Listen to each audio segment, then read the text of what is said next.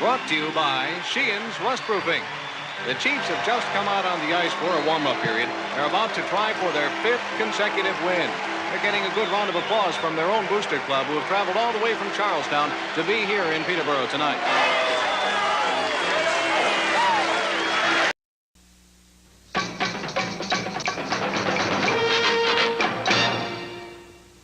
Have you lost weight only to gain it right back after returning to your routine? Did your diet work for someone else but not you? Rockin' That ID Life helps you understand your genetic makeup to find a lifestyle that fits your needs. Together, you and RockinThatIDLife.com can focus on your health and meet your goals today. That's RockinThatIDLife.com. Center Ice Brewery is a proud sponsor of Let's Go Blues Radio. If you haven't heard, Center Ice Brewery beer is now exclusively available at beer stores around town, so make sure you pick some up on your next milk and eggs run. That's Center Ice Brewery. Please drink responsibly.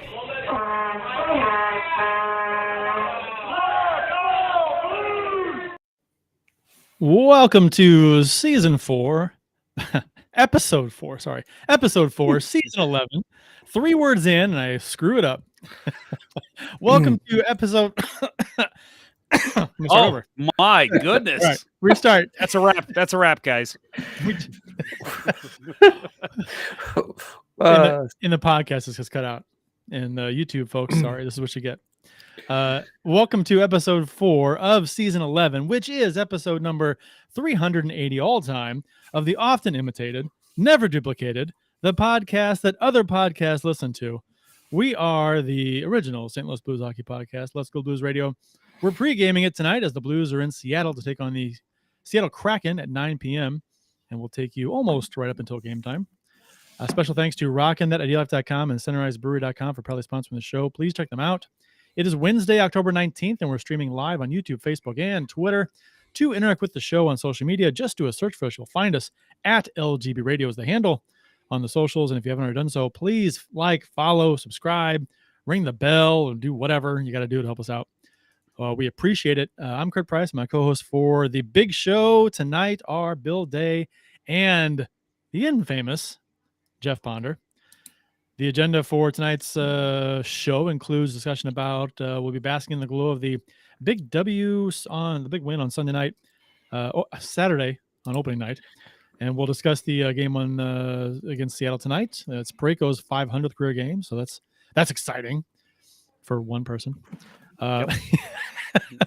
namely number 55. And letting Perron go as a fan base, we need to probably do that. We'll talk about that. And Mark Lazerus has an article in The Athletic, which called out the NHL for not for lagging way behind in diversity and inclusivity throughout all levels of the organizations and various leagues. So, and we'll also reverse retros. There was a teaser released today. Reverse retros. Can you tell what I'm wearing? Do I have the new reverse retro on? Is that a Average Joe's shirt? Yeah. I don't know. Can you tell? Is it Average Joe's what jersey? What is this? Average Joe's Gymnasium. No, guys, that's very shiny. Take a look. Was that a trash bag? It is. I think it's like a 4XL, so it's swimming on me. It looks like is it see-through? I can see through that thing. Yes, you can. But this is it. This is the new reverse retro. Is that mesh? That is. Where did you get that? What is that? That's a yellow Blues jersey.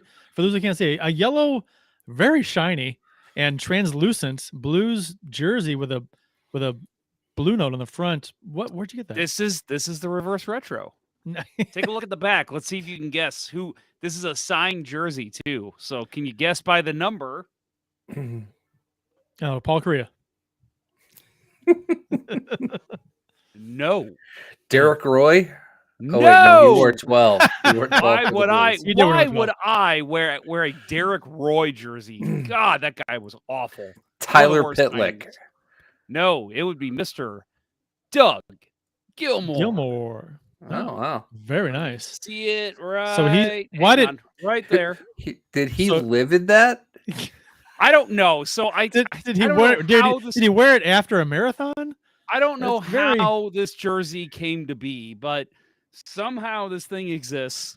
STL Blues history had it. He found out that when I was a kid, Doug Gilmour is one of my favorite players. And so one day he actually just showed up. He actually just showed up one day at my work and just was like, "Hey, come outside." I'm like, "Okay." And he had this jersey waiting for me, and I'm like, "How? What? Why? How?" Like it just blew my mind. And he was like, "Yeah, I had it." I thought, "Well, Doug Gilmore, I'll give it to Ponder." So I was afraid there for a second is... you were going to say he showed up at your house and said, "Do you have a cup of sugar? I have something for you." Oh my! I'd like to trade. No. Oh, too soon? Too soon. No, this is not the reverse retro. It is a hideous Blues jersey, but it's signed by Doug Gilmore, so whatever. Still Golly, good. That is. I mean, is it as shiny in person as it is on camera? Oh yes, it's very shiny. That is. It looks like a trash bag. I kid you not. It looks like a trash bag from here. A yellow trash bag. Again, that's because it is a 4XL, and I do not wear a 4XL. I would have guessed. It's not just the size. It looks like a trash bag. It looks like a pumpkin scented trash bag. A pumpkin scented trash bag. Yeah, I mean it's yellow-ish, orange. You just my men's league team. We are going to be the pumpkin scented trash bags.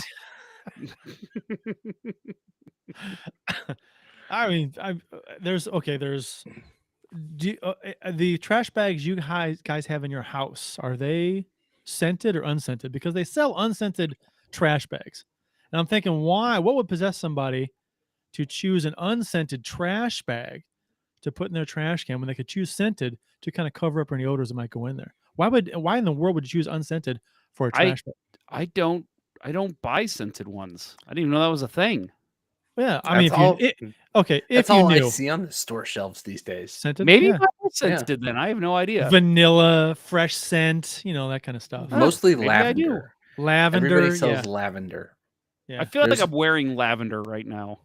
You don't see a lot of Parmesan scented trash bags. No. Cheese scented. There's not a lot of cheese scented things. Parmesan smells like puke. You ever smell Parmesan? Just like by itself? Grated Parmesan? It does. Yeah. It does. Smells like puke, tastes like heaven.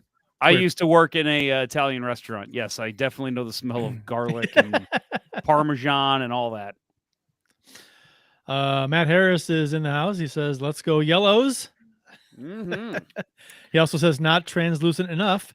Show some Ponder peekers." He wants to see my nips. Yeah, well, you would if he didn't have a shirt on underneath that thing, because that thing is. You would. And the Meeker in the YouTube chat says, "Reminds me of MC Hammer's pants." Yeah, that's not too far. Yeah, I agree. Kurt, can you lend him your Zumbas? Yeah, no. That would perfect the look. I got some Zubaz. You mean that's Zubaz? what I was Zubaz. Yeah. I mean Zumbas. Zubaz. Is there tights that you wear when you Zumba? Yeah, Zubaz. I couldn't remember the name. It's been too long. They should have died in the 90s. I had a pair of Zubaz pants and a Zubaz hat. Yes, and I wore them at the same time with pride. Yes, to volleyball. Well, okay. That's yes, I do. I've had two. Okay, I forgot about that. Two Zubaz hats. The one was for my daughter's birthday because it was zebra striped or pattern kind of for her birthday because it was zebra themed birthday. And then the one I had as a kid was Illinois themed. I had Illinois themed Zubaz hat and Blues Zubaz themed pants. Wow, that's terrible. It is. It was. At the time, it was very awesome. Very awesome. If you don't believe me. Scotty Poindexter joins the Facebook chat, says, "What's good, guys?" So after the show ended on Saturday, which we'll get to in a minute, Mr. Scotty Poindexter was actually in the crowd and said hi to us, came up and hung out with us all night. So, Scotty, good to see you, man. Had fun with you on Saturday. And I don't know if I ever posted the picture of all of us together, but if I didn't, I will make sure to do that soon. That's a great last name, Poindexter. I'm not being sarcastic. That's a killer last name. It makes me think of Revenge of the Nerds first. But now that I'm such a Marvel fan, that Poindexter was the last name of Bullseye, one of Daredevil's villains. So, who's Dexter Poindexter? Who is that? Is that a person? I just popped into my head. It sounds familiar. I thought it might have been a character. Dexter Poindexter? That sounds stupid. Never mind. Saying it out loud doesn't have the same flow. You know what? That's the guy. That's the guy from Marvel. You're right. That's Dexter? Bullseye. Yeah, Dexter Poindexter. Okay. All right. I it just sounded familiar. I couldn't place That's right. He went by Dex. That's right. Okay. Yeah. So he went by Dex Poindexter, Huh. which is ridiculous. It is. So special so announcements. Special thanks. Our last show was at Cardinals Nation. For those of you that tuned in, listened, watched, hope you enjoyed it and put up with the goofy audio that we had no control over. It was a little choppy, but hope you got through it. Special thanks to Joe and the staff at Cardinals Nation in Ballpark Village, downtown St. Louis, for having us do our live show prior to the season opener versus Columbus. That was a first time there for broadcasting for us, and it was a lot of fun. I think we'll be probably going back there at some point in the future and doing some more shows, possibly, maybe. So looking forward to that. So not only was it the first of us broadcasting a Cardinal Nation, I don't know. I know Amy can't speak to this. I'm not sure about Julie. That is the first episode that my wife has listened to all the way through. And it's because she was forced to. She was there.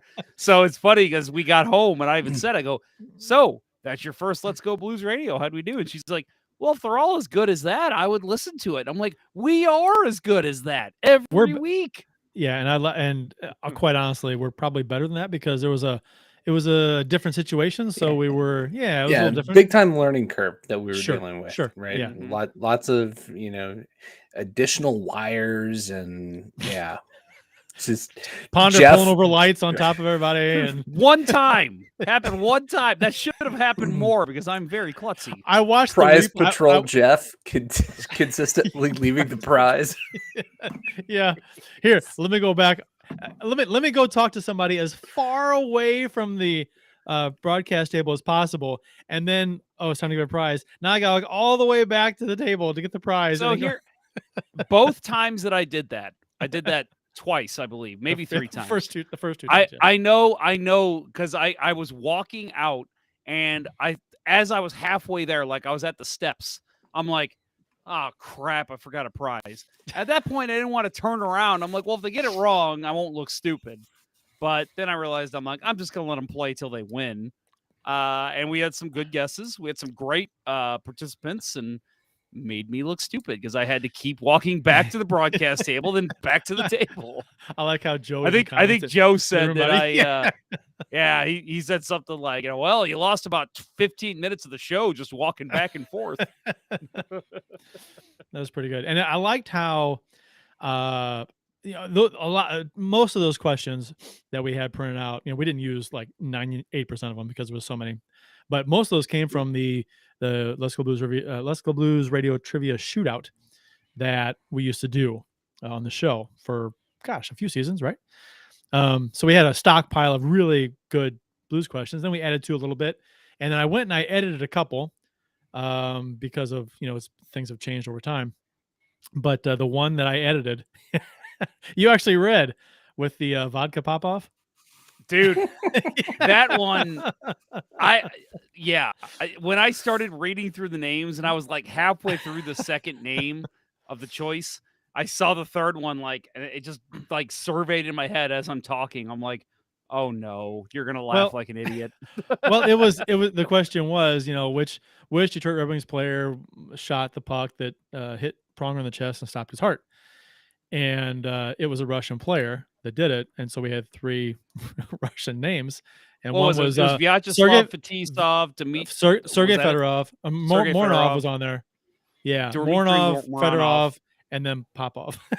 Vodka Popov, and I thought it was funny that the participant had no idea, but she goes, the second one, Moranov, and then my brother's standing there, so my brother was at the show too, and he's going, No, it's the first one. It's the first one. She goes, Fedorov. The first one. And I go, no, I think you said the second one, and that's correct.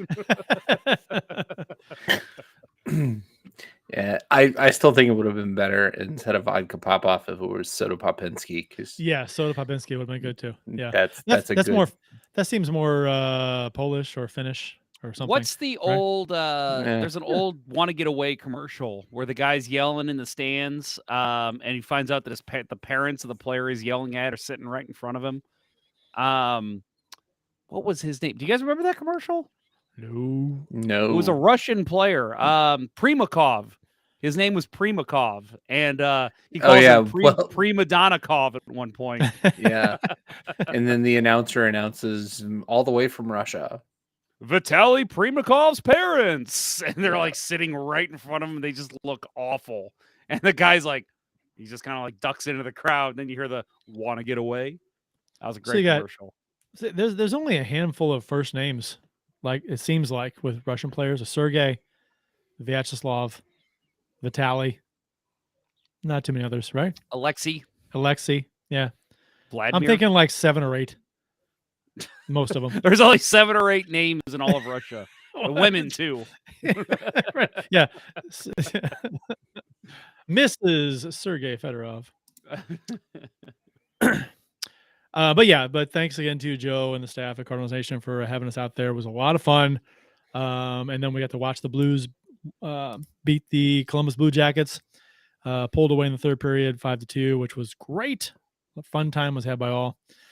So that was a lot of fun. Listen, we're not just saying this because we just did a show there. If you've never been to Cardinals Nation, you never watched a Cardinals or a Blues game there, always a good atmosphere. It was a little lesser crowd on Saturday, and that was across the literally the entire ballpark village.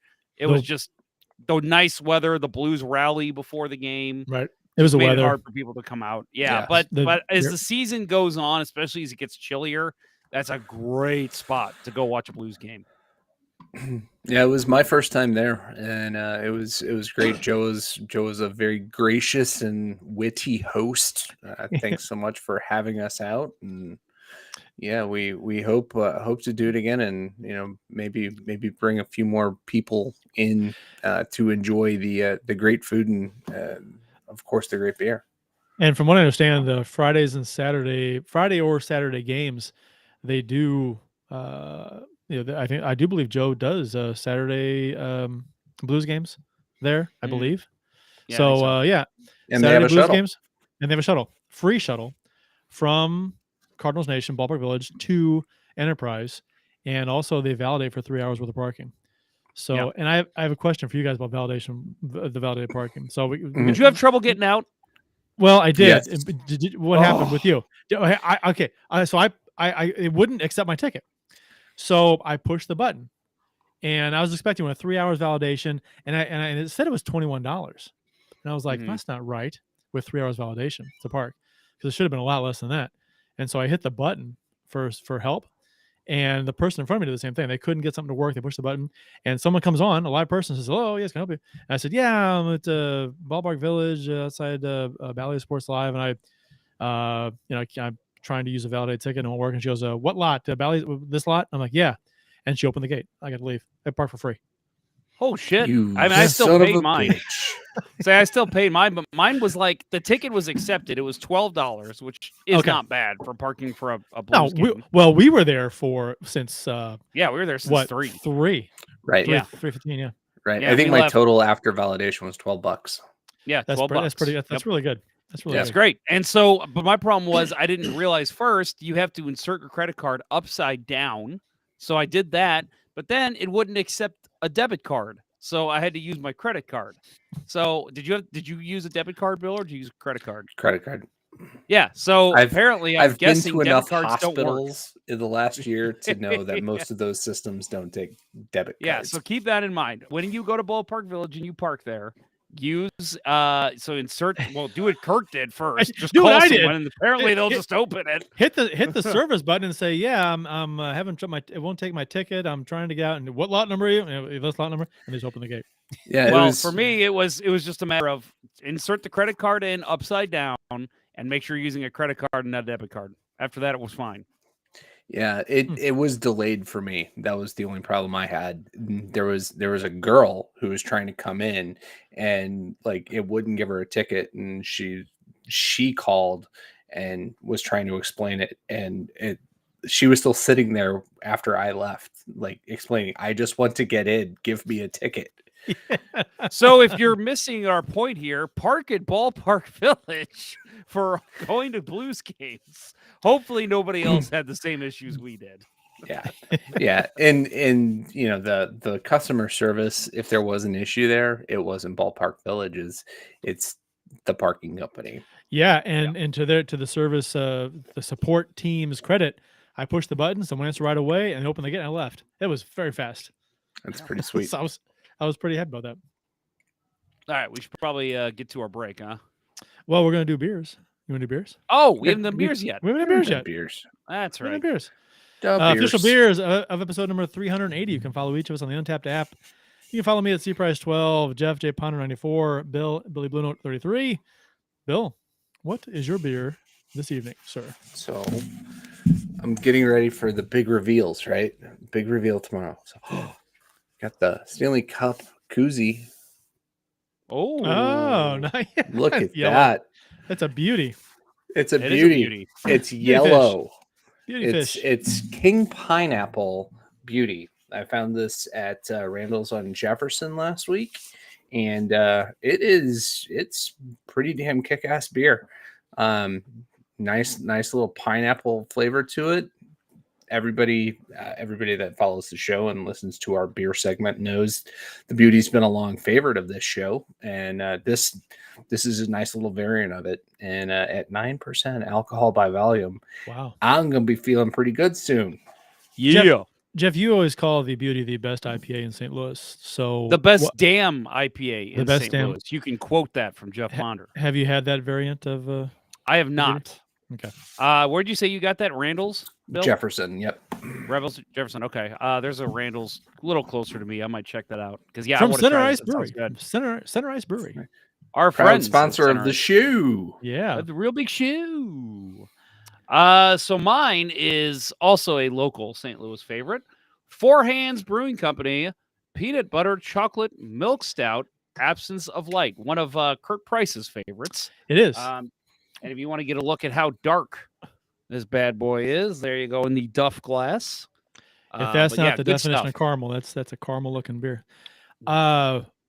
Speaking of Absence of Light, Fat Elvis. I do believe, yeah, you and I both had. You had the Fat Elvis, and then I had it, which is a variant of that with the banana flavor. Yes. Added. And when you got it, was it like a 6 ounce pour? It was a small glass. Mm-mm. No, I You got the bigger one. You got a pint? I didn't. Yeah. I wasn't even asked. I got the 6 ounce pour. And You got to have a little more charisma, Kurt.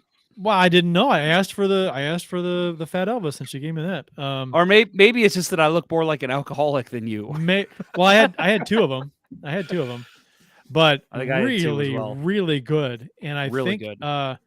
it's a really good. And it's not high ABV, right? I think it's 8 or 9. I mean, it's high, but it's not like I think it's 8.4. Yeah. It's not ridiculous like a barrel age, like a 14 or anything, 13. Yeah. But it's up there. But it's a sipping beer, and it's really, really good. And I think the Four Hands releases it on the 22nd. I think it is. Yep. Yeah. And you can buy cans of it, and they'll open it there. It's interesting because Four Hands didn't release it, right? You can't get it at Four Hands right now, but you can get it. You get it on tap at certain places. Yeah, and that was weird. Yeah, and I was very shocked. Friday night, I was just sitting at home, and hadn't even had a beer yet. I had a friend text me and say, "Dude, I was just at Llewellyn's down in Webster Groves, and they've got the Fat Elvis." And I instantly was like, "Okay, I'm going now." I just got in my car and went, and had a couple of them myself. Sat and watched the baseball playoffs and enjoyed it. And yeah, man, it was phenomenal. I'm very excited to be able to go out and buy it whenever I want. Amy and I went there after Ballpark Village on Saturday when we did the show, and it was a last-second decision. We were in the car going home, and at the last second, I mean, we're in the Four Hands neighborhood, getting ready to get on the interstate going home, and I turned to her, I'm like, let's go to Four Hands and see if they have Fat Elvis, because Ponder said he got it at Llewellyn's. So why would Llewellyn's have it and not Four Hands, right? That was the common sense to me. And we go to Four Hands, they didn't have it. And so I'm like, you know what? Screw it. I'm over here on the west side. Let's go over to Webster Groves. It's only a 10-12 minute drive from Four Hands. So we did that, and it was good. I'm glad we did it. It was very very tasty. Very good. I was a little disappointed when I got home and saw those texts. Yeah, I said to you, I was like, Bill, if you haven't even had it yet, we're going over there. Yeah, I did not see that come over my watch while I was driving home and pulled into my driveway. Glen Carbon's a little more than 12 minutes from Webster, so I was not about to turn around and go back. If we were already on the interstate, probably wouldn't have, but we were we went to Four Hands first and checked, and the disappointment of not being there, like, screw it, let's go, let's drive the other direction, 12 minutes, and we'll get it. And we called first, and they had it. Like, that's weird, but okay. We will. Next up, we're going to talk about the pining for David. Well, no, not yet. That's wrong. Why is that in there? That's way later. That is way later. You're we at got the wrong spot, son. Pregame. We got pregame Blues and Kraken talk coming up right after this word from our good friends over at ID Life. Every beer league hockey night, I grab my hockey bag and sticks and throw them in the trunk of my car. And the very next thing I do, I mix up a boost of energy courtesy of RockinThatIDLife.com. It's formulated to break up its delivery in 3 ways, which helps me get through all 3 periods of hockey. Phase 1 provides a rapid onset of energy, concentration, alertness, and motivation. By period 2, I'm receiving a dose of sustained energy, increased focus, metabolism, cognitive function, performance, and feelings of well-being, which I need with the way I play. In Phase 3, I'm getting fatigue protection without jitters and crash, an elevated mood, and a reduction of fluid retention to help me make the big play when it counts. This same triphasic approach helps me when I drink it during work hours or simply just for a pick-me-up when I need it. Try one of the 4 energy flavors by visiting RockinThatIDLife.com, but make sure to email Dustin at RockinThatIDLife@gmail.com and tell him Let's Go Blues Radio sent you to receive an additional 10% off your order. That's RockinThatIDLife.com. So wait, before we go, I have to ask Jeff, English major, is our show triphasic? If we break it up with 2 commercials? I mean, I guess. Yeah, I thought you were talking about the name of the show. I'm like, what? Yeah. So aren't hockey games triphasic too? Yeah. Hockey games are triphasic. How about that? And unless it goes to overtime. Then it's quadruple phasic. Right. Depending on if it's regular season or playoffs. Quad phasic. True. Quad phasic. Quad phasic. Yeah, that sounds better. Mm-hmm. Austin Lynch finally joined us. Hey, Sexy Beasts, and Jeff. So boy, I cannot wait to not pick you in the Ponder Cup, asshole. Yeah, where were you Saturday, huh? He was out of town. Still, he said he was very bummed he couldn't make it. Yeah, it was a big Let's Go Blues radio event on location. On location, and we figure anybody who wasn't there is not a fan of the show. So too bad, Austin. That was fun seeing the one guest wear that hockey mask. Oh my god! I think I told you guys. I obviously didn't mention this on the show. Second period, second intermission, I walked outside for something, and I ran into her, Kit and Claire, I believe their names were, and I ran into both of them. They were both walking back in from, I guess they were going somewhere and coming back to Ballpark Village, and she still had the mask on, and I was like, "Oh yes, you're still wearing the Crease Police mask." So she likes it. That was awesome. That just absolutely made my night. I'm like, I was afraid, we give away something like this and people are just going to be like, oh, cool. And then we'll see it in the trash can later. Oh, no, she loved it. She was wearing it all night. That's awesome. I see you've got another one back there behind you, and I've got one over here on my shelf that's out of camera range. Yep. I got the Crease Police right here, and I got Casey Jones right here, which may or may not be my Halloween costume this year. Ooh, that's a good one. I've got one on the shelf back there. Oh, you do? You can see it, but it's back there. Very nice. That'd be a good couples costume, right? Casey Jones and April O'Neil. That would be awesome. Yeah. Ooh. I'll have to find a yellow jumpsuit for my wife. Yeah, they're all. I think you were wearing it earlier. You were wearing it. Right. That would be a yellow jumpsuit on her. She wouldn't have to wear pants. Don't act like she does ever. Anyway, That's true. She actually isn't right now. Just off camera. Seriously, she wears these they're like female boxers, and she has just like she just discovered them about a year ago, and she wears them at home and like doesn't put pants on. And I'm like, you realize that's like me walking around in boxers, right? She's like, no, it's different because I'm a girl. I'm like, no, that's no different. Like, So I have a question. Put pants on. What's wrong with you? I have a question about the female boxers. I assume since they're female boxers, there's no opening in the front. No.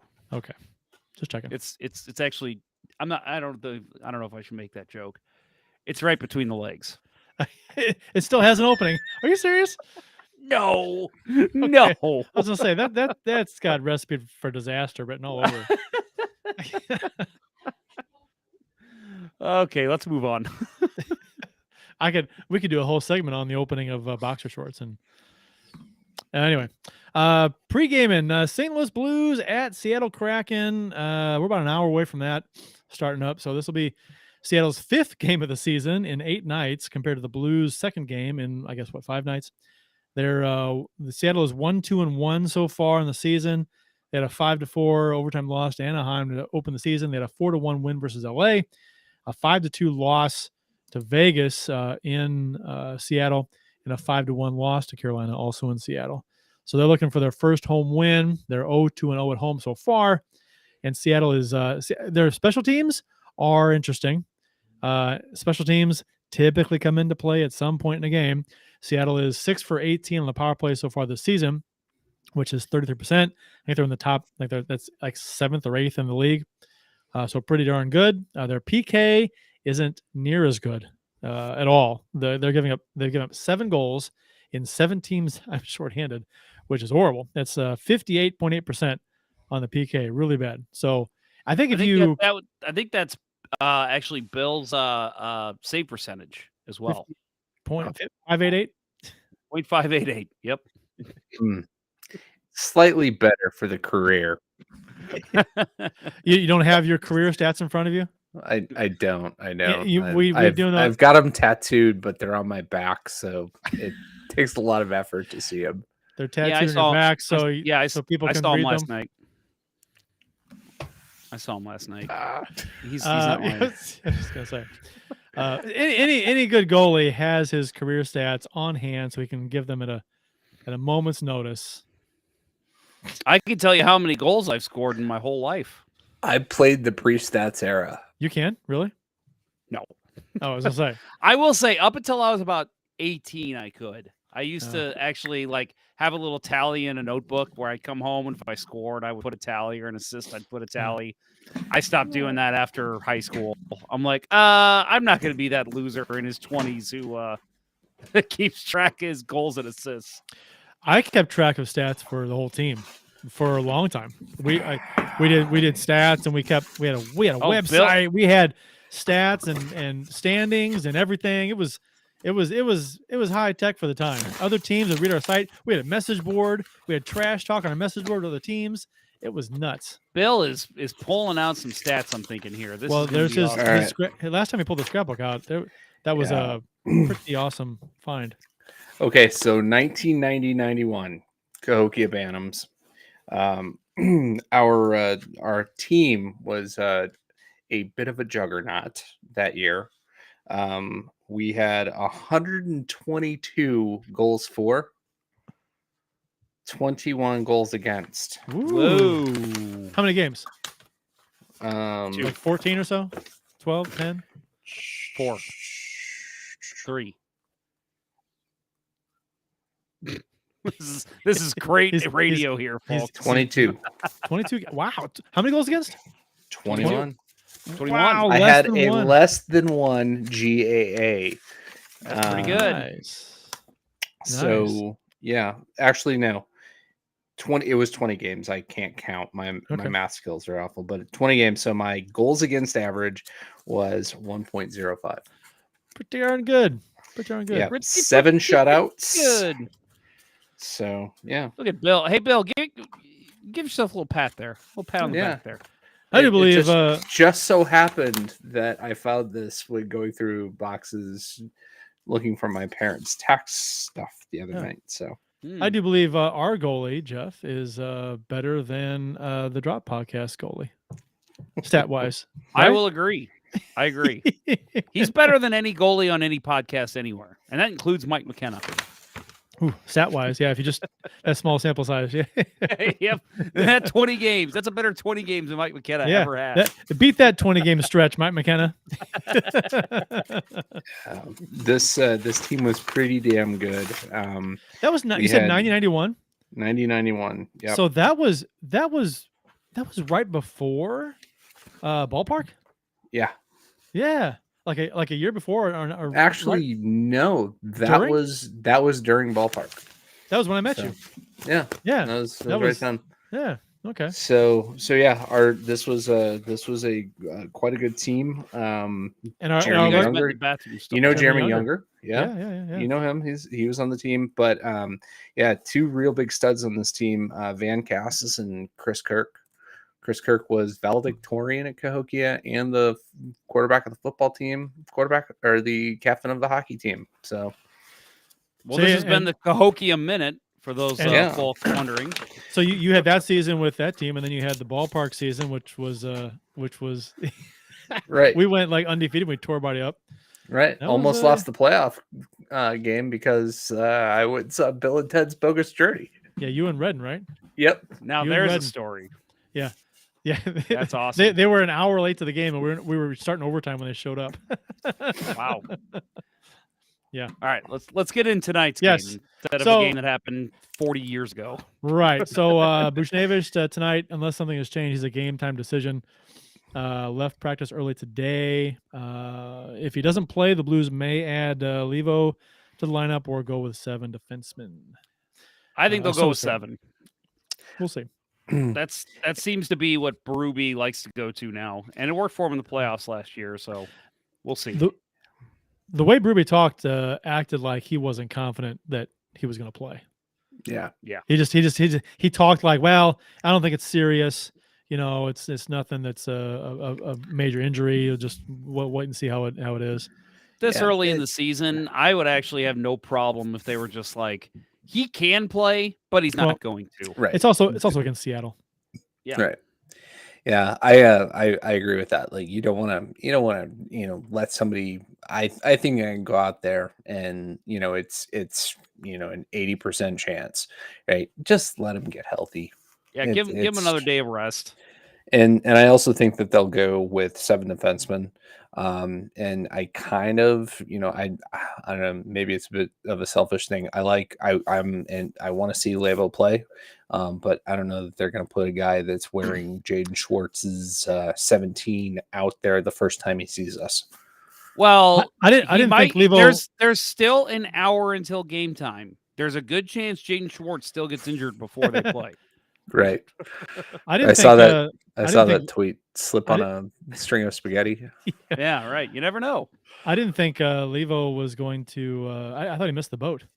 He's not even eligible, is he? What do you mean? You made the joke last week about Levo the song. Oh, yeah. Well, missed the boat that day. All right, missed the boat that day. That's damn it. Why did I get that? I love that song. I was waiting for you to go. Oh yeah, Boss Skaggs. Yeah. Whoa. I had that on my playlist for a long time. It's a great song. It is a good song. And ever since the Blues signed Levo, I can't not sing Levo instead of Lido. Lido. Yeah, that's right. Levo. Lido.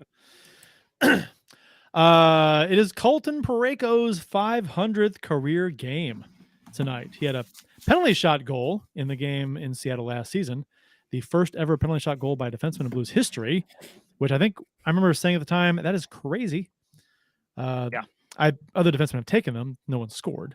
Actually, what was the Chris Weidman, right? Weidman had the was it a penalty shot goal? Penalty shot attempt? And he wiped out. That was Weidman, right? Yep. Yeah. That was my Dennis legs have Weidman. legs. Yeah. Dennis Weidman, yeah.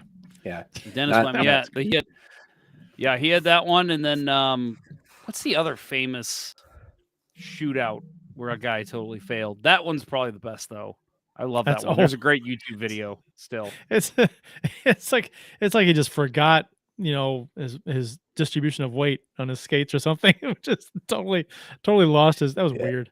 He looked like a first-time rollerblader when that happened. Yeah, he looked it was pretty worse bad than the first time rollerblader. And Jaden Schwartz is in the lineup tonight. It'll be the first time the Blues have ever played against Jaden Schwartz, as he was hurt most last season. If he doesn't get hurt. If he doesn't get hurt, right, on spaghetti on the floor or something in a pregame meal. He is off to a nice start. 2 goals, 1 assist in 4 games played. Both of his goals this season have come on the power play. He had 1 point in each of his first 3 games, but went pointless in their loss to Carolina. The Blues are coming off their 5-2 win versus Columbus on Saturday in their opener, the game that we were at Ballpark Village for at Cardinals Nation. Toropchenko did dress. There was some question whether he would or wouldn't. He did. Capped off an amazing recovery after shoulder surgery, almost 2 months early. I mean, ridiculous. Wolverine-like. Wolverine-like. And I'm like, was it a misdiagnosis, or was that just a crazy fast healing? I don't understand what happened there. It could be all of the above, honestly. We've seen it happen before. This isn't the first time a player's come back way ahead of schedule, but it is odd to see it happen so quickly. Like, usually when somebody comes ahead a schedule that much, it's like he's going to be out a year. Oh, he came back 9-10 months after 9-10 months. Like, this was a 6 month, right? And holding up a beer there. Okay. Because left hand. Kurt didn't announce his. I just realized I never gave my beer the show. You're right. You didn't. Yeah. Left Hand Brewing S'mores Milk Stout. There we go. Sorry. Go, Jeff. There you go. But yeah, I mean, we've seen that happen before with other athletes. But with this one, it is odd that it was like, a 6-month diagnosis and he's back after 4. I mean, that's miraculous. That's crazy. It is. It is Wolverine-like. Hey, should write that down. That's genius. I'm telling you, it is. Like, that's the only thing that came. When that first happened, that was the first thought in my mind because I'm a huge nerd. And I'm like, that's Wolverine right there. That's crazy. That doesn't happen. As I'm pouring my beer. You ever go ahead. Oh, I was just gonna go ahead and move us ahead. Unless you had something else to add. No. Okay. In this game, the Blues had goals from Mr. Pavel Buchnevich, Vladimir Tarasenko, Ivan Barbashev, Jake Neighbors, and then Tarasenko again. And that was such a crazy game, wasn't it? Like, they go up 2-0, look awesome, and it's just okay. Like, here we go, and the Blue Jackets looked, okay, but it's a team that was played the night before. This was their 3rd game of the season, looking for their first win. And then they came out in the second. They scored those 2 goals in 18 seconds. And you thought, well, shit. And then the Blues come back in the 3rd period, 2 goals in 20 seconds. Like, yeah, crazy. That's a crazy game. What I liked about the Blues, the first goal by Buchnevich, 5 seconds, 5, 6, 7, 8 seconds in the power play, whatever it was, very fast. Yeah. And which was a continuation from the preseason, where they scored a number of goals very fast in the power play. And that good power play was a continuation of the season before, when they had an amazing power play last season. So that's just all good and well and fine, that it's a continuation of the power play, because the Blues they'll need, I mean, they're a very good offensive team. That's anybody who pays attention to anything knows this team is going to score some goals, even without Perron. They're going to score a lot of goals. And I think the power play being deadly is a fantastic weapon for the Blues. I mean, it's a good weapon for any team, but I think the Blues, I mean, it helped them last year. It'll help them this year. So it's good to see they're going to have it again. Hopefully it maintains. Well, and it makes you remember too, the fact that the biggest concern after losing David Perron is, how is this power play going to look? They look fine. I mean, it was 1 game, but they look pretty damn good still. And like you said, in preseason too. Yeah, and I think Perron's typical setup on a power play was, on the half wall, the top of the circle, whatever, face-off dot, whatever, one-timer. They're trying to work the puck around, free him up for the one-timer. That was great. Nobody on this team was as good at that as he is, even though Buchnevich scored a very Perron-like goal, his one-timer, Krug to Buchnevich, who scores a one-timer, top shelf, very Perron-like. So we have weapons who can do something similar, maybe not as well as Perron, but this team is very deep. We've went over this a lot. Very deep scoring. I don't think this team is going to miss Perron as much as most people think they will, even though it'd be nice to have him. But I think going up 2-0. I do want to say too that final score 5-2. I kind of nailed that in the pregame. I knew he was going to bring it up. He was going to bring it up. We guessed we predict the scores. I said 5-2, and I explained why with common sense and logic and stats, and I nailed it. Pulled it out of your ass is what you did. I like how I predicted it, but I gave reasons. It was like I was like, yeah, this is what I don't know. I can't believe that my 2-0 Robert Bortuzzo with 2 goals didn't propel the Blues. That would have been, if you had hit that'd have been like hitting hitting the green spot. No, you know what? If I would have hit that, I would have been pissed, because it's like, why the fuck didn't I go over to Illinois and bet on this? I'd be a millionaire. I think all kinds of bookies would have taken that bet too. Oh yeah. Yeah, I think the bet might have won you Robert Bortuzzo. So That's true. Amy told me after the game that when the score was 3-2 and then 4-2, she was like, okay. But Kurt said 5-2, so something else is coming. It's not over yet. Oh God, Amy, don't feed into that. Come on. And then boom, there it happens. There it is. Amy, don't. No. Thought I liked her. I mean, it did happen. So, all right, let's move on. There was a method behind my madness. Was there really? If you go back and listen to the show, I explained why I said 5-2. Shut up. If you want to educate yourself, just go listen to the last show. Listen to me. Stop. Like I said, the Blues did score first on the power play goal by Bushnevich early in that power play, and then jumped out 2-0. Going to the game tonight, boys. Very excited to cheer our boys on in enemy territory. Cameron Smith. Yeah, Very so nice. Cameron is listening to the show, I'm guessing, on the way to the game, or maybe he's already there. Enjoy the game, man. This will be fun. Yeah, puck drops in like 40 minutes. So, and then the Blues jumped out 2-0 on Tarasenko's first of the season. Before the Blue Jackets then scored twice in 18 seconds, which we just covered. 3 goals in the first 2:39 of the second period was kind of interesting. A lot of roller coasters there. But Columbus' second goal came when Jordan Kyrou got beat wide in his own zone, and Bennington was beaten high near post when he went down to try and poke check. Thought he was cutting across the middle.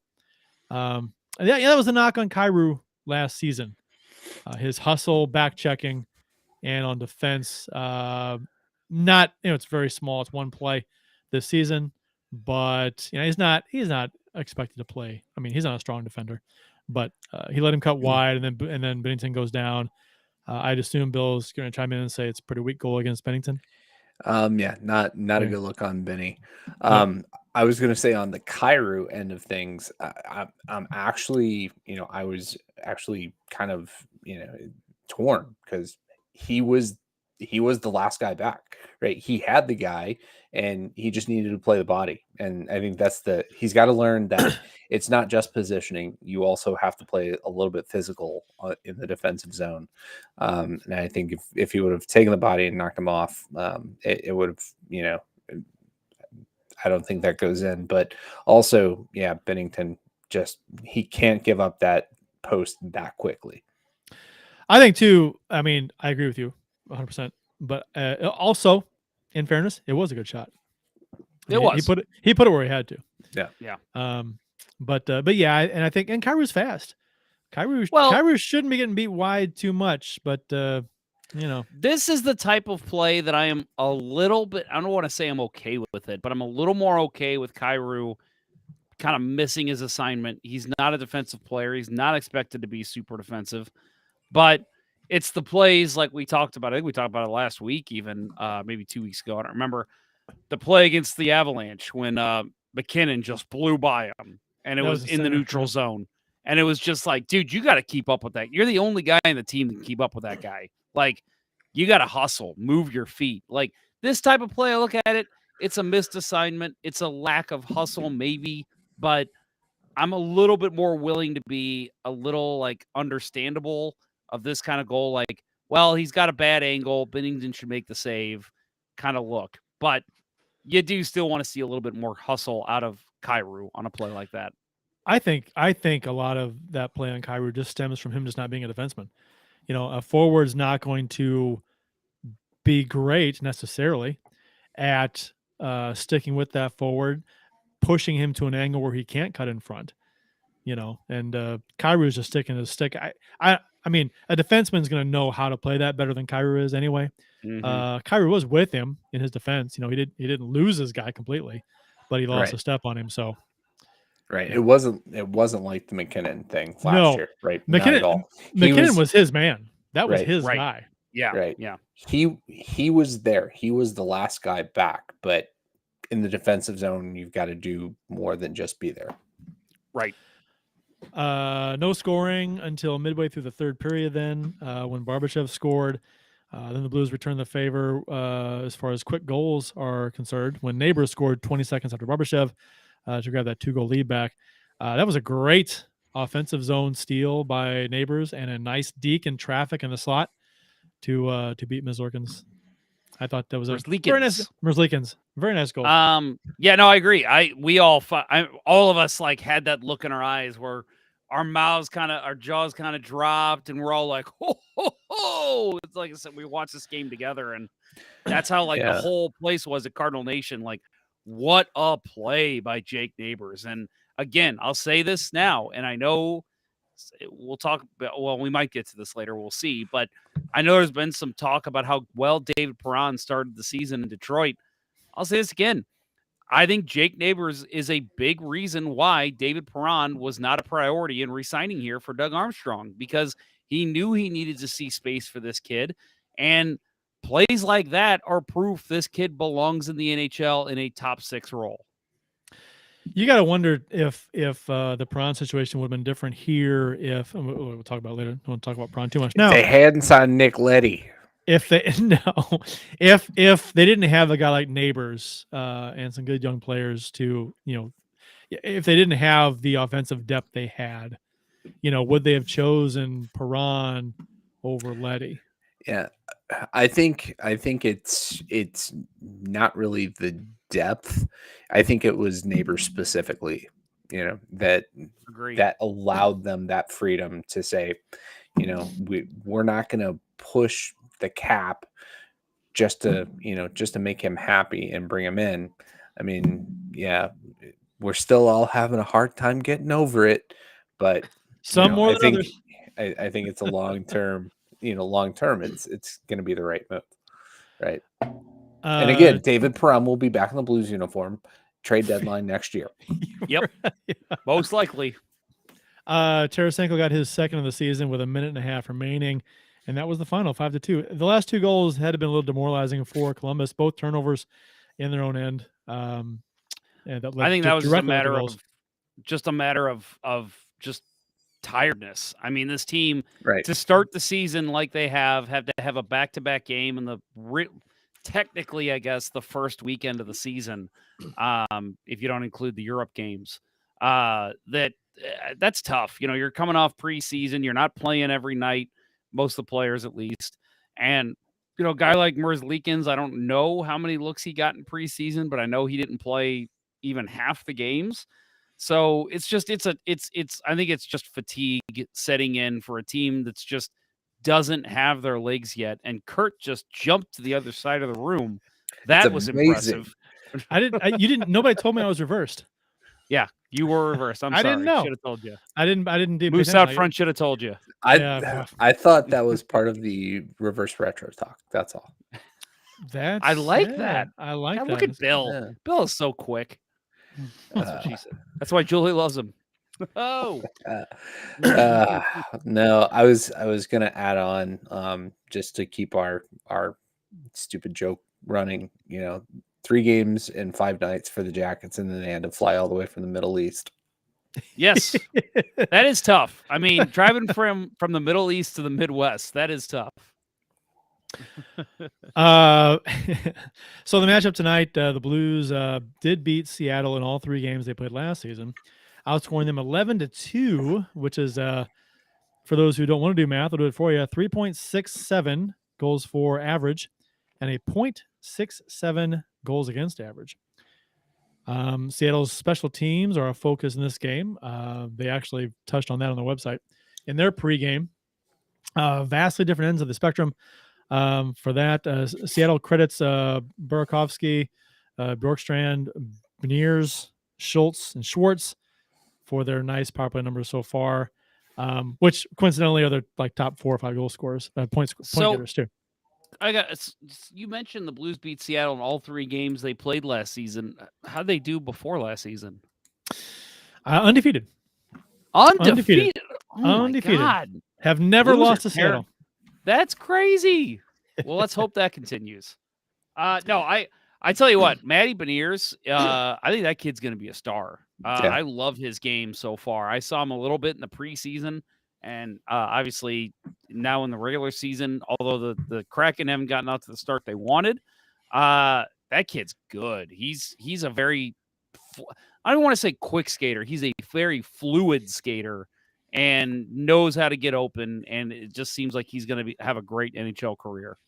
Yeah, for him being their first overall pick, I think there was a little bit of consternation that they didn't get, with them not having the same kind of draft, the expansion draft that Vegas did, loading up on talent. That there was a little bit of concern. Maybe that he wasn't the best pick they could have had, but man, he's looked great. I listened to the 32 Thoughts pod on the Western Conference, and man, Merrick and Friedman were super high on him, and talking about how he's 19 and looks 30. So I'll definitely be interested to see how he does tonight. And are we going to get to see Shane Wright play tonight? That's he hasn't played in the first 2 games, has he? No, I don't believe so. And he's a guy that I think he's got a chip on his shoulder too. So I kind of don't want to see his Montreal. Yeah, I was gonna say I don't want to see his first NHL game tonight, because I think he's going to come out with a lot of spark. Not getting, guy was ranked number 1, went number 4, right? Was it number 4? He has played in 2 games this year. Oh, he did play in both. Okay. No, they played 4 games. Oh, have they really? Seattle. Oh, yeah. This is their 5th game. Wow. Okay. Here I am thinking they're just like us. Yeah, I see it. Yeah, 2 games, no stat line. Yeah. Okay. Yeah, he's got averaging 6.5 ice time per game. Okay. Well, that's again research, not our strongest point, right? No. We're all here to just be talking heads. Easy for him to fly on the radar, though. No, it is. And I'm sure he's not. Again, you said 6.5 average minutes. Yes. Yeah, he's getting 4th line minutes at this point. If you can even call that 4th line minutes. That's barely. Yeah. I mean, that's 13th forward. Ryan Reeves plays more than 6 minutes. He plays 7.5. Yeah, I mean that's not much at all. So we'll see him get an expanded role, I think, throughout the year. But that kid's solid too. So we'll see how he looks tonight, if he gets any playing time. Yeah, and goaltending, this is a tandem that I'm not that worried about. Grubauer, who we still love to hate after that the Colorado series 2 years ago, and then Marty Jones, a man that we know well from all those series against San Jose. And I think we can claim a little bit of ownership on him, right? Oh yeah, a lot of teams. I think so. As I say, most teams can. And with Grubauer, what are his memories from the last couple games with Seattle? That's what I want to know. Probably not good ones. Not so much. That jackass still has me blocked on Instagram, which good. He should. He's played. Grubauer has played. Let's see, 3 games this season. Or 3 games played, 2 games started. He has 1 loss and an 8.51 save percentage and a 4.26 GAA. God, that guy! I am so glad that he thinks he's a great goalie. Dick. That would mean that if he's got 3 games played, 2 games started, that Marty Jones got pulled in the game, right? Yeah. Because And, Dreger, who's probably got the biggest upside of any of their goaltenders, he's still recovering from injury, and so he hasn't they seen a minute. didn't see Grubauer at all last year, right? The Blues? Both games, both games was Dreger. I believe so. We'd have made a bigger deal about that if I wonder if there'll be some fireworks tonight. Well, Jones is in goal. Oh, Jones is in. That's what I heard, maybe Bennington will skate by the bench and take care of business. Maybe he'll throw a water bottle at him, and everybody will say, "Oh, he's racist against white people." It's racist against water bottles. He hates those water. Why does he hate these water bottles? What do you got against water, Jordan? For you, the jerk fans. He hates these cans. Things to look for tonight. The Kraken have surrendered goals within the first 3.5 minutes in each game on this homestand so far, which is the 2 games. So 2 goals on Saturday and 1 on Monday. Martin Jones is in net for Seattle, last I heard. Bennington for St. Louis. And Jones's last game saw him get lit up by the Vegas Knights, 5 goals against on 29 shots.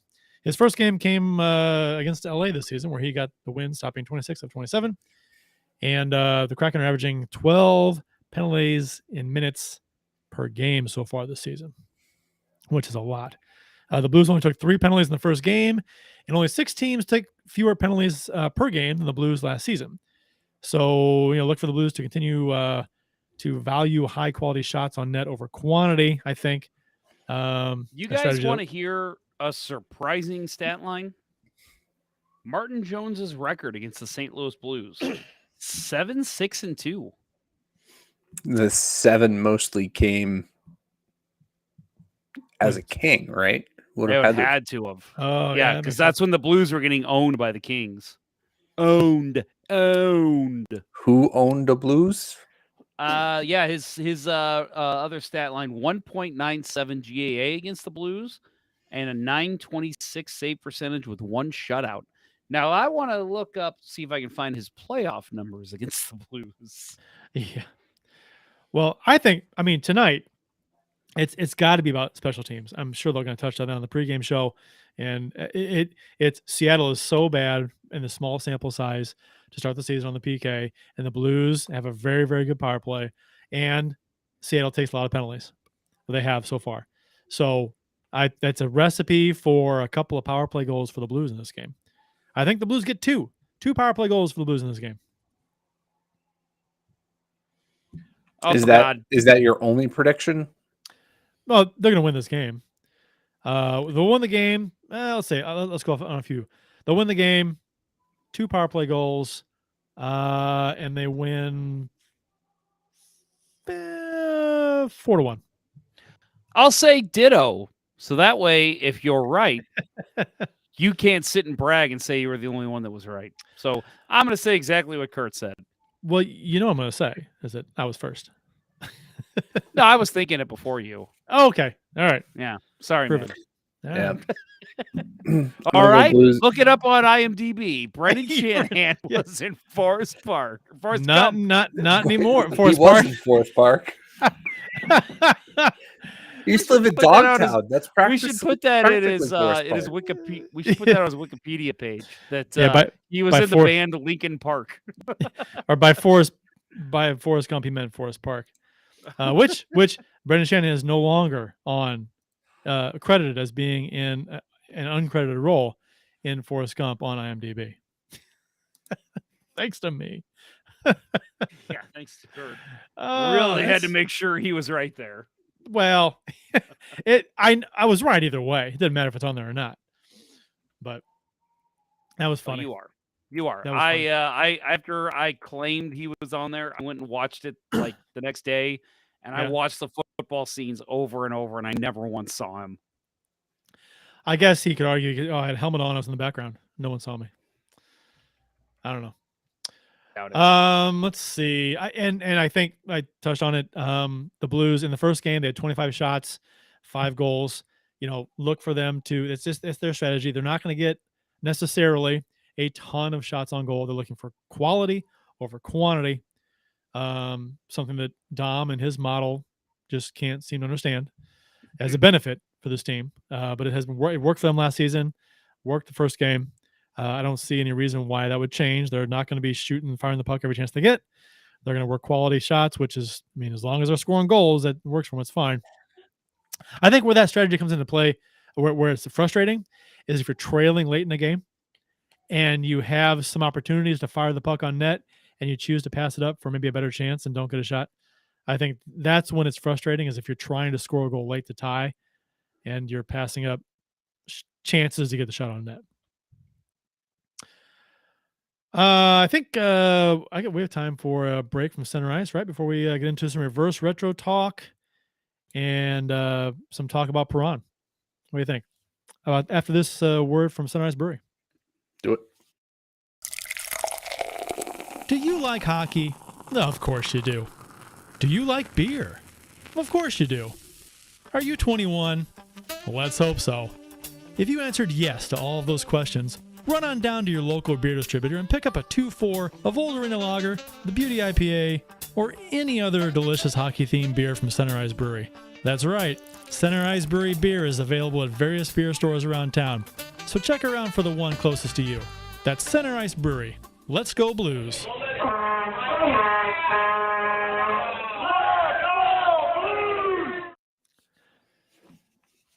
Today... I'm somebody. I'm in the phone book. The new phone book's here. The new phone book's here. The new phone book's here. Yeah. Yep. That's a great line. The Jerk is a great movie. The Jerk. Yeah. For those of you young people watching this, Austin Lynch, I'm looking at you too. Watch The Jerk by Steve Martin if you haven't seen it yet. It's phenomenal. One of the best comedies out there. Today I discovered my special purpose. Yeah, one of my favorite memories we used to play for a roller hockey team sponsored by Kurt's workplace, which was the hometown phone book. So a lot of phone book jokes, and there was one off season that we had a couple of people agree to play with us, and so we were the dorks that put websites up for roller hockey teams, and so we made the announcement with the new phone books here, the new phone books here, from that movie. That was take a guess on what our hometown phone book on the website, the discussion forum, was called, Jeff. Take a guess. The discussion forum for the phone book? Yeah. Hockey team, I'm guessing? Our hockey team was sponsored by the hometown phone book. We had a website. We had a few of them, actually. I can't. Well, the discussion. I don't want to take up the show like Bill did on Saturday. Thinking of an answer for 10 minutes. The discussion forum was called the Yellow Page. Okay. Very nice. Very clever. Speaking of Yellow Pages. Huh? Oh. Segue? Oh. See, you were all like, whatever, let's move on. And this is a nice segue to reverse retro jersey talk. There was a teaser released today and we pretty much already knew this, that the Blues jersey was going to be yellow. The Blues reverse retro was going to be yellow. That was not a secret, outed a while back. So yeah, and that's it. They didn't tease any designs except for the fact that, we've seen, other apparel released with the Blues original logo that was never used, and then before they changed it. So I think people are assuming it's going to be that. I think it's a safe bet. What do you guys think of the yellow? Are you happy with yellow? Are you indifferent? Are you mad? Let's see the execution first. Yeah, I'll say we talked about this a little bit on Saturday. I'm okay with it. I think, in terms of, when it was released, the first release, the first reverse retro was going to be a version of the 96 jersey. We were all like, it's going to be red. Like, what the hell? This is going to be ugly. It's going to be terrible. And we all, at least the three of us and a lot of our audience will agree, it was hideous and it's a terrible jersey. Worst gift I ever got. Still one of my favorite moments in our Slack channel. That picture. But that was a great picture. Yep. Oh no. Oh no. But I do let's see. Austin Lynch is actually real quick. He's providing us an update. No Buchnevich on the ice for warm-ups. Levo and Rosen are both dressed. Okay. So I guess they're both dressed for warm-ups. They were listening to the show. They took our advice. Yeah. Well, Kurt and Bill and Jeff, they all said, let's go with 7 defensemen. So anyway, when it was basically announced, and now it's been very much announced, like today it was pretty official that it's going to be a yellow jersey. I was like, we've talked to the show before. Most of us don't like a yellow as a jersey as the prime color, but as a one-off reverse retro, I'm cool with it. As long as it looks good, they do a good job with it, which from the design that I've seen that's been leaked, I think it looks cool. I'm all for it. I think it's going to look good, and I say let's go with it. The leak design is a concept. They're just guessing. Mm-hmm. But and I'm with Bill. I think that it just depends on how. I think it depends how much blue they can incorporate. Like if they got blue shoulders and thick blue stripes on the elbows and down below and the waist, and the pants are blue. I guess the socks are going to be yellow, and blue helmets. If there's a lot of blue, I think it'll look cool. Again, I've made my thoughts about the logo itself. I don't like the logo, but I think the actual color scheme and how that's done, I think that it could look cool. It could look fine. It just depends on how it's done. We'll see. Austin Lynch here says, interested to see what they do with Seattle. And there are some people saying, I guess, that when they originally announced they were going to have an expansion team in Seattle, they had kind of like a fake mock-up Seattle jersey, kind of like the Blues did back in '67. And so some people are saying they'll go with that. I think you got to go Metropolitans, right? I think you got to go. Well, I would propose this if I had a say within the Kraken organization. I would propose this. I would say, you know what? There were a handful, I guess, of really good concept jerseys before Kraken was officially announced as their name. Go with one of those, or hire them, whoever designed that, to hire a variation of that jersey or something fan designed, maybe, that was a concept jersey that was really cool. Because there were some there are always some really, really cool fan designed concept jerseys out there. I say go with the Rain City Bitch Pigeons. Yeah. That would be the best. I could not remember what that was. Yes. That was amazing. Rain City Bitch Pigeons is perhaps the best fan submission for a team name of all ever. time. Ever. Any sport. Any sport. The Rain City Bitch Pigeons. I love it so much. I remember when that came out. We talked about it on the show. That was so good. Okay, so that's going to be, and the actual jersey is going to be released tomorrow. Is that right? Tomorrow or the next day? Yeah, they're releasing what it's going to look like. Not like, I don't think it's available for sale right away. They're going to unveil it. Yeah, unveil it. So that'd be cool. Any specific guesses? I mean, the teaser didn't do us a lot of favors in terms of what it's, because it was color. Yellow and black. It wasn't even blue.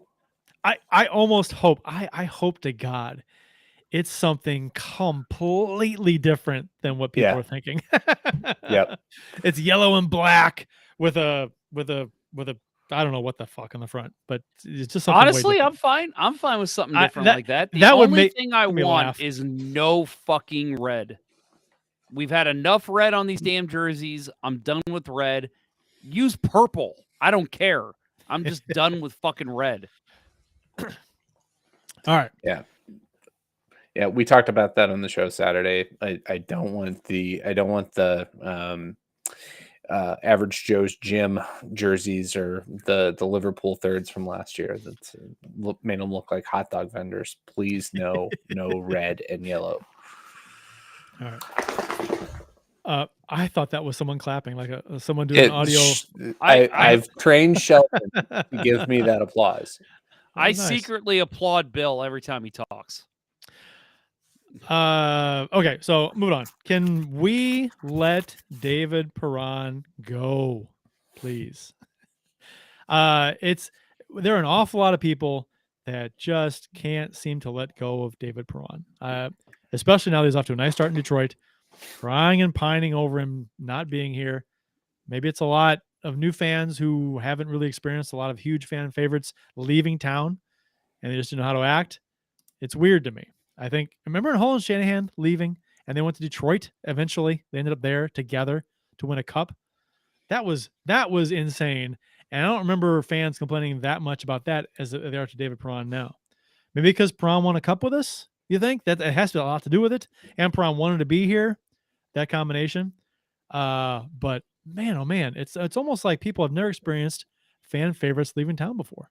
It's very strange.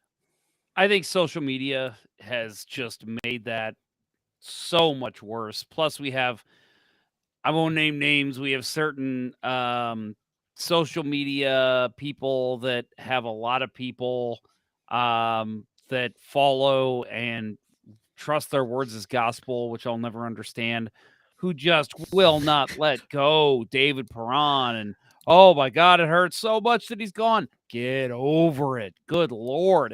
It's hockey. It's a business. I mean, I hate to say that, but it is. It's a business. Like, this isn't basketball. Yes, I'm making a movie reference where players are told they can't play for any other organization once they play for one. They have to play there. If they're ever going to play, even when they're 60, they got to play for the same organization. That's not how it works. You move on. You still root for the crest on the front, not the name on the back. And like I said on Twitter, I rooted on Chris Pronger until the day he retired. I didn't care what team he was on. I always rooted him on. But, man, if he played the Blues, I was like, you know what? If the Blues won, I hope the Blues won 10-1 and Chris Pronger scores the lone goal. Like, that's the way I looked at it. But when it came to the team I love, that's the team I love. Like, they moved on from him. It's time to move on and just say, yeah, he's one of my favorite players still, but I'm still rooting on the team that I love. I think, you see comments that say, I can't believe we kept Nick fucking Leddy over David Perron. Right. I've seen a lot of that. And right now, thank God we have Nick Leddy. Just because of Perunovich going down, Scandella going down, we have no depth up here with the big club on defense. I mean, if Leddy weren't here and we had Perron, this defense would look a lot worse. And I think our offense is that good offensively, where losing a Perron, having a Leddy, that makes us a better team. Oh, I mean, right now. Now, when players come back down the road, maybe it's different. I don't know. But right now, we've suffered some injuries on defense. And why is anybody wanting Nick Leddy gone? I think he's played fairly well since he's been here. I mean, he's played well in game one, too. He's made Parayko look better, which I think is what is the most important part of this. Your number one defenseman looks a little bit more like a number one defenseman. Leddy's on the ice with him. I just don't think people are thinking it through when they say they wish they had Perron instead of Leddy. I get that before the season started, before the injuries happened. Okay, I understand it to some degree. You like Perron, you want Perron, he wants to be here. You love the guy that wants to be here. He's productive. He's a good guy. You love watching him play. I get it. But right now, no, I'm not on that boat because we need defense badly right now. And wishing Leddy were off this team instead of Perron, that's a very short-sighted way to think about this, I think. Agree. We got Mark Lazerus's article at The Athletic. We'll wrap this up, and we're going to sign off before the Blues game starts, hopefully. real quick, the NHL has had recently, especially, issues with diversity and inclusion and stuff like that. So the NHL released its diversity and inclusion report on Tuesday. 83.6% of the league and team employees identify as white, with just 3.74% identifying as black, 3.71% as Hispanic, Latino, and 4.17% as Asian. Meanwhile, 36.81% of the league employees are women, and less than 4% of the league identifies as LGBTQ+. So basically, Lazarus's point in this entire article is that the NHL lags way behind in diversity at all levels, from management to executives to players. Minorities and women are severely underrepresented. And he stated that when a potential new fan or new player turns on a game and sees almost exclusively straight white men talking about, and let's be self-aware, almost exclusively straight white men writing about, almost exclusively straight white men coached by almost exclusively straight white men and officiated by almost exclusively straight white men, they don't see themselves represented. So Chicago is more, and he's a Chicago writer, Chicago is more than 50% people of color, more than 50% women, and about 7.5% LGBTQ. The team looks nothing like the city, the Blackhawks. So the broadcast looks nothing like the city. Despite significant progress in the front office and throughout the organization, nearly every public-facing employee is white. It sends a message, intentional or not. I think it's an interesting perspective on it, and I think he makes some great points. Jeff, I know you want to say something. I do too, but go ahead. I was just going to add, it kind of going against what he says, because I agree. Let me just, before I say anything, I agree 100% with Mark Lazerus. We need more representation in this sport.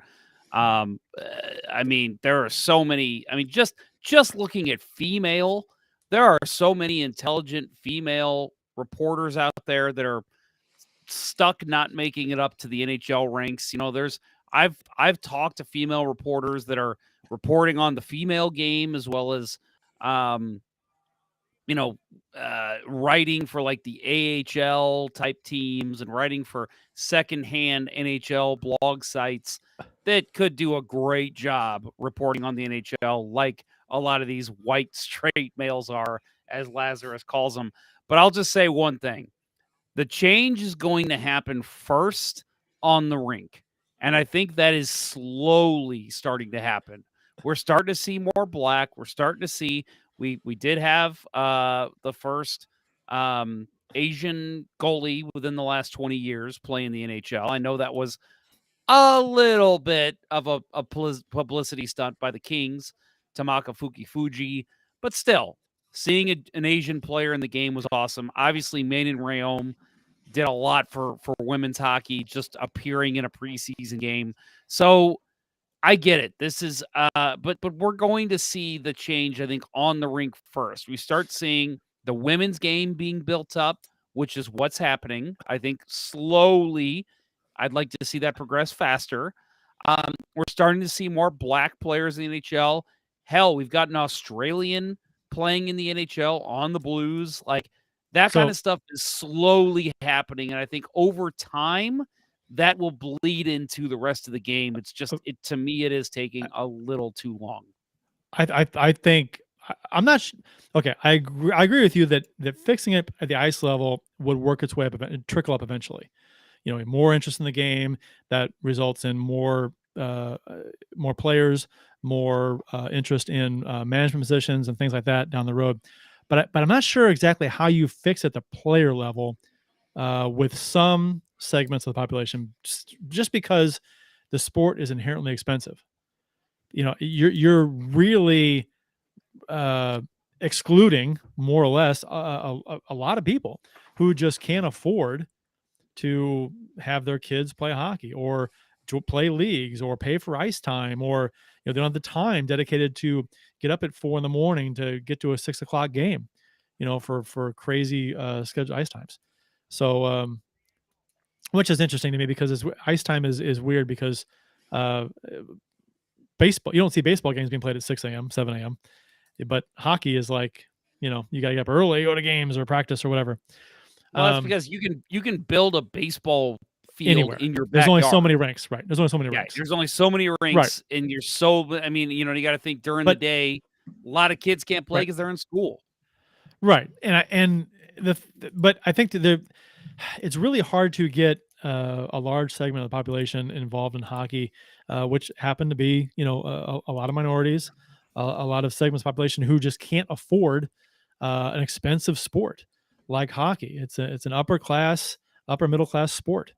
So generally speaking, right? So that's tough because then these kids are going to other sports or other interests, and they don't have the hockey to get interested in, and that hurts people going into hockey later, I think. So No, I think you're absolutely right. The economics of it's very, very expensive, right? And I was fortunate enough that my parents were willing to make a lot of sacrifices for me to play, right? And just it the economic inequalities, generally, we think that it's going to hit the minorities harder, right? It's very difficult to get players into the game. I do like seeing the expansion of non-player roles, right? Different organizations are I think starting to get better. I mean, Seattle's radio play-by-play crew, Everett Fitzhugh and JT Brown, right? So they have an all-black play-by-play crew for the radio side of things. I think that's great. How many times did we, endure complaints about any of the women who were getting national games over the last few years? Yeah, there were a couple of bad things. Leah Hextall could be a little hard to take, but we saw a lot of complaints, about just every woman who was doing a play-by-play game, and they aren't all, some of them are very good, and I think I like seeing the opportunity being given to them, but yeah, there is so far to go for the league. how many? And don't forget that the Blues, in particular, they shit all over Pride Night a few years ago, right? Mm-hmm. They promoted it as a thing, and then they canceled it, and then lied and said it was never a thing, and they converted it to Hockey is for Everyone, and just completely just trashed. Now they've done better since, but that was an embarrassment, and I think that's just one more notch against the NHL and how they're kind of lagging behind where they should be. I mean that made no sense to me. I didn't get that whatsoever. But yeah, and I'll add what Adam's saying here in the chat. Winning Unlimited, our friend Adam Gold, he says basically he brought up Cami Granato getting hired, and if you listen to any of the summer shows, there was a fair amount of females getting hired in NHL roles. Cami Granato was one of them. I know I'm drawing a blank on her name. Shown oh my God, the fast skater. What's her name? Kendall Coyne Schofield. Kendall Coyne Schoenfeld. Or Schofield. She's out of Schoenfeld. Not married to Jim Schoenfeld or daughter. Sorry, of. Kendall Coyne. Yeah. So yeah, she's got what, a skating coach job, right? I mean, a lot of females are getting hired, and I do think it is slowly evolving and slowly changing. Slowly, but it would be nice to see that change a little faster.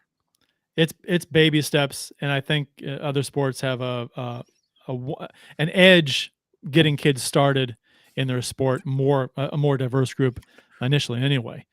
So I think that's and like Bill said, the economics of it, the way we phrased it was good. That's it in a nutshell, to some degree, for certain segments, for certain populations, I think. Yep. Cost of entry. Yeah, and that's pretty difficult. Rough. It's rough. Yeah, not gonna lie, it's rough for people who are more well off. It's time.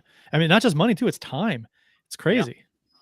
Yeah, that was my parents. I remember they had to make a deal with. Luckily, there was a family down the street that had a kid that was on my team, and they worked out a deal where half the time my parents would drive, the other half the other parents would drive. Luckily, they had a deal like that, but not everybody has something like that. Like you said, I mean, I remember high school. Hey guys, we couldn't get the rink time, so the only time we have is 5 a.m. for practice. So that sucks. That's rough. But like, you got to do it. Like that's the only time you can get on the ice and actually practice. I think we're going to wrap things up here because the Blues game is about ready to start if it hasn't already. It hasn't. It's not. Producer Austin was in a couple minutes ago saying there's still 8 minutes left in the game before. It's a national TV game. Gotcha. Okay. It won't start for at least another 10 minutes. Okay. So we're good. Okay. But I think we're going to wrap up anyway. So I think everyone can enjoy the game tonight. Prediction on the score, guys. I said 4-1, 2 power play goals. What do you got? 4-1, 2 power play goals. I'm going to go 5-3. Jaden Schwartz with a hat trick on the other side. Ooh. Oh, man. I like it. Fuck off, Bill. But 5-3 Blues. 5-3. Okay. All right. And 5 goals from Robert Bertuzzo, right? That's your prediction. All right. There it is. My prediction within Bill's prediction. And I'll add real quick, just going to mention Saturday. That was a blast. We're going to do it again. Please, please, please. And now that we don't have to worry about, I think that might have played into people not sure if they were going to come to, right? Not knowing if the Cardinals were going to play that day, when we were going to record our show. Now, without the Cardinals being a factor at all, the next time we do this, we will have a set time on the day we'll do it. We'll post it as soon as we know. Please, please make plans to come out. We'd love to see you. We had trivia. We had giveaways. We had crowd interaction. You want to be there to be a part of that. It was a lot of fun. Plus, I had the grilled cheese sandwich at Cardinal Station. It was quite good. It was a very good sandwich. I had that double Frisco Cardinal burger or something. That was really good too. And those loaded nachos. Oh, those loaded nachos were good.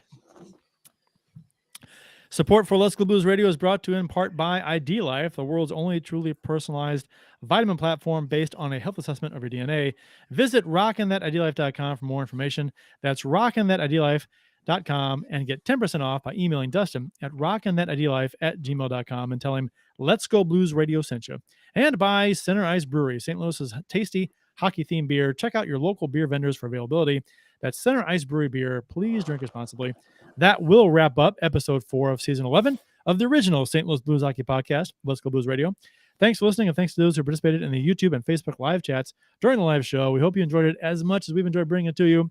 For Jeff Ponder and Bill Day, I'm Kurt Price. Enjoy the game, everyone. And until next time, let's go Blues. Let's go Blues. Let's go Blues. The Chiefs are at home tonight against Cyanosport at the War Memorial at 8. Good seats are still available. A look at sport. I think that went very well. Thank you for listening to Let's Go Blues Radio. Now take off, hosers. I want you to have a heart attack and die so that we never have to do this shit again. Well, there's 90 minutes of your life you'll never get back. Sorry. St. Louis Blues, St. Louis Blues. Have you heard the news about our St. Louis Blues? They've only just begun, they're on their way to number 1. Now there's no more blues for